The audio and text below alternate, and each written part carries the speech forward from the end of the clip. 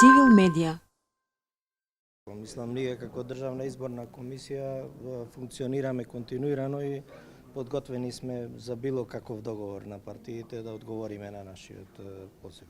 Кој е според вас најдобриот модел? Еве деновиве се зборува на големо за тоа и би имало ли време до следните? Моето мислење во суштина и не е релевантно затоа што тоа е сепак договор на политичките партии, како ќе се договорат, нашата институција така ќе одговори. Не се подготвени сега да има отворени листи? За се сме подготвени.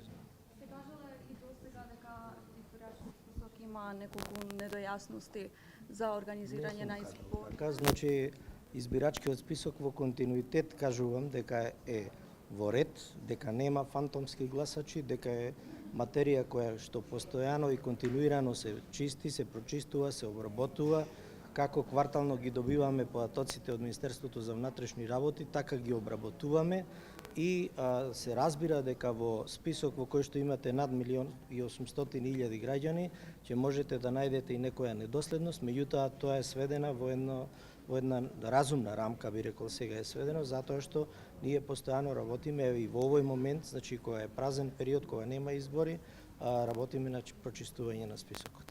Што стана со идејата гласачите да се само пријавуваат? Вие доставивте ли до сега? Ние доставивме од работната група, беше побарано од нас определени предлози, доставивме доста предлози согласно и претходните препораки на ОВСЕ и ОДИХР за подобрување, технички подобрување на изборниот процес.